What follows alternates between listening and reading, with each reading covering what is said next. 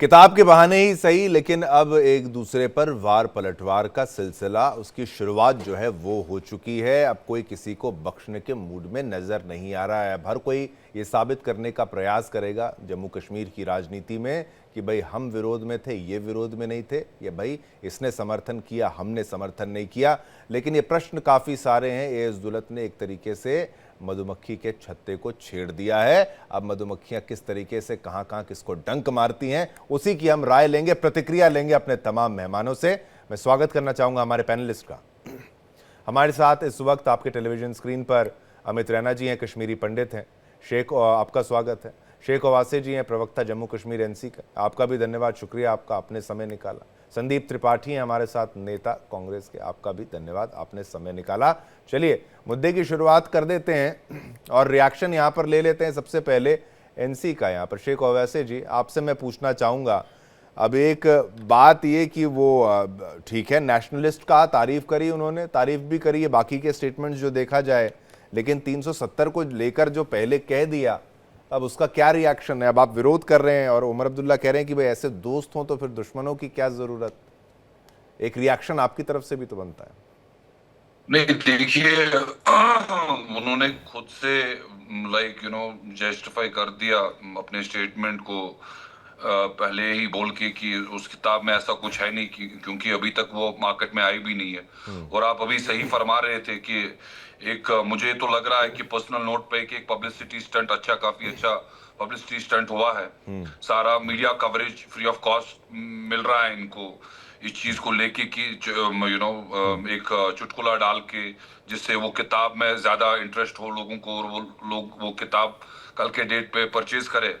वरना किताबें तो काफी सारे लोग लिखते हैं, but I feel he is been very lucky कि he is got such publicity out there. मतलब वरना महबूबा जी जो आज चला चला के बोल रही है, वाजपेयी टाइम्स, जब इनकी पहली किताब आई थी एएस दौलत साहब की, तो उसमें काफी कुछ बयान किया गया था मरहूम मुफ्ती साहब के बारे में कि जी पैसे दे के ये पार्टी बनाई गई है, नागपुर से इसका सारा कंट्रोल चलता है। उसमें काफी कुछ खुलासा, फिर वो भी सही है। Then Mehbooba ji should understand कि अगर ये बात सही है, फिर वो बात भी सही है। मैं तो इसको एक, जो आपकी ही चीज, जो आपने बात फरमाई, मुझे तो एक पब्लिसिटी स्टंट के बगैर कुछ और इसमें कुछ दिखता नहीं है। लेकिन एक करीबी, एक दोस्त, और वो कहते हैं कि भाई हर चीज़ के मामले पर वो मेरे से कंसल्ट करते थे। अब मिनिस्टर्स की, चाहे कैबिनेट कह लीजिए, था हर चीज़ पर मुझसे कंसल्टेशन वो करते थे। अब इस बात को आप डिनाई करेंगे? अगर अब्दुल्ला साहब वहाँ पर डिनाई उसको ज़रूर करेंगे, लेकिन वो तो इस बात से तो आप डिनाई नहीं कर सकते कि वो अच्छे दोस्त थे, रिश्ते काफ़ी गहरे थे। नहीं तो नहीं, उनके उनके उनके द्वारा कुछ बताया जाएगा तो उसमें बहुत सारी खुलासे बातें और भी निकल कर सामने आएंगी। बुक नहीं बुक नहीं, को पब्लिसिटी मिल चुकी मैं है। बुक को पब्लिसिटी मिल चुकी है, उसमें कोई दो मैं राय नहीं। मैं मैं डिने नहीं कर सकता हूं कि उनकी फ्रेंडशिप नहीं थी या अभी भी है, व्हाटएवर। बट मैं इतना आपको बोल सकता हूं कि आप वो टाइम याद कीजिए जिस टाइम पे आप लोगों का भी चैनल वहां पे था, जिस टाइम पे डॉक्टर साहब अपने रेजिडेंस के गेट के ऊपर से निकले, बोले, उन्होंने उस टाइम पे बोला कि कंट्री के जो होम मिनिस्टर है हमारे अमित शाह जी, ये जी पार्लियामेंट में झूठ बोल रहे हैं कि फारूक अब्दुल्ला साहब जी खुले हैं, वो घूम रहे हैं, ऐसी कोई बात नहीं है। अगर डॉक्टर साहब को पता थी तो उनको फिर होम मिनिस्टर को झूठा बोलने की क्या जरूरत थी, जो कि मीडिया ने भी दिखाया कि सच में डॉक्टर साहब उस टाइम पे बंद थे। अगर हम सट्टा बट्टा ही था 370 को लेके, या अगर ये कह रहे कि इनको हमें ही जी इनके साथ सरकार बनानी थी, 2014 में ऑन रिकॉर्ड्स है कि डॉक्टर साहब ने पीडीपी को कहा बीजेपी को अंदर आने मत दीजिए, इनके मंशूर में है 370 को खत्म करना, इनकी नीयत अच्छी नहीं है जम्मू कश्मीर के टुवर्ड्स 370 को लेके।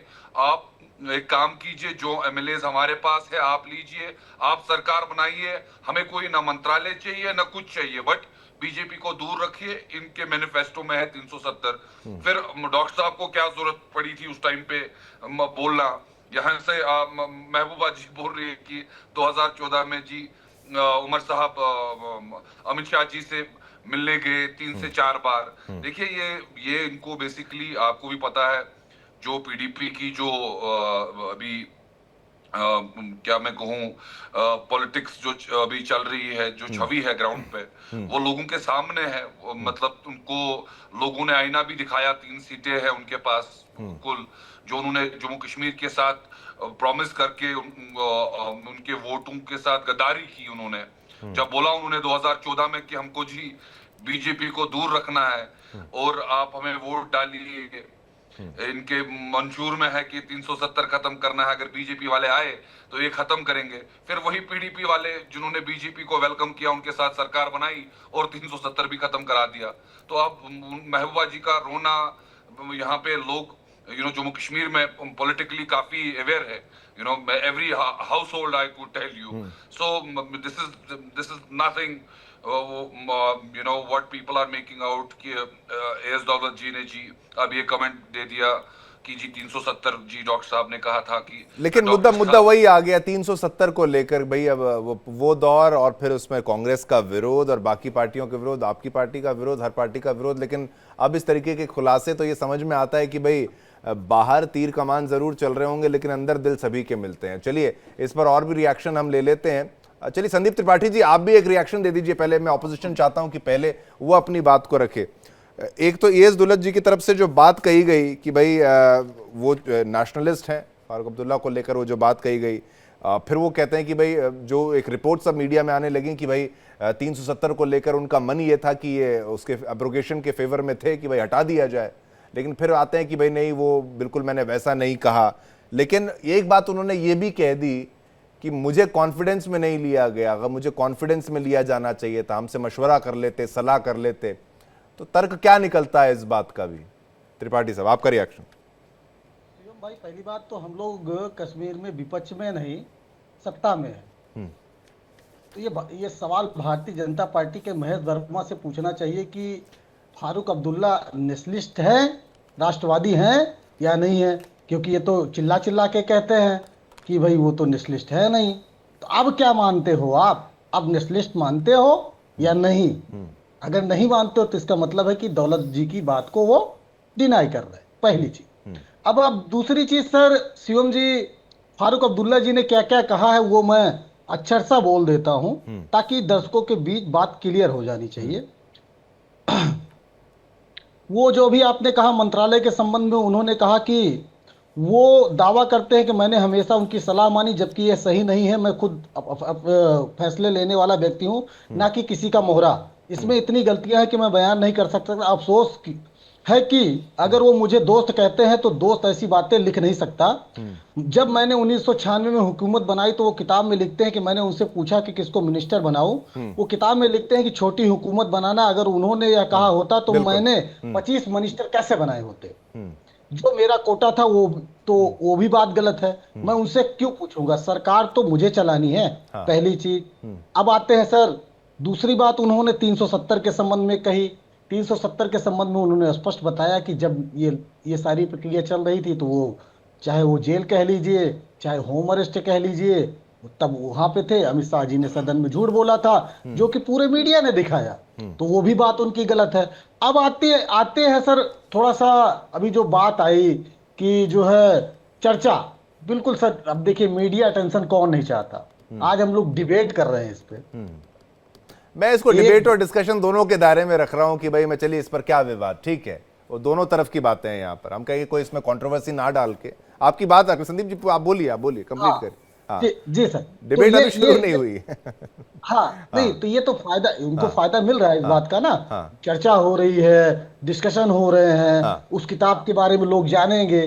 तो ये जो चाहता है लिखने वाला लेखक, वो सारा कुछ मिल रहा है। ठीक, एक अगर अनुमति हो शिवम जी, तो हमारे बीच में एक कश्मीरी एक्टिविस्ट बैठे हैं। मैं अगर छोटा सा सवाल डिबेट की शुरुआत में पूछ लूं, मेरी दिली इच्छा है, इसलिए कि कश्मीरी ब्राह्मण है रैना साहब, जहां तक मैं जानता हूं।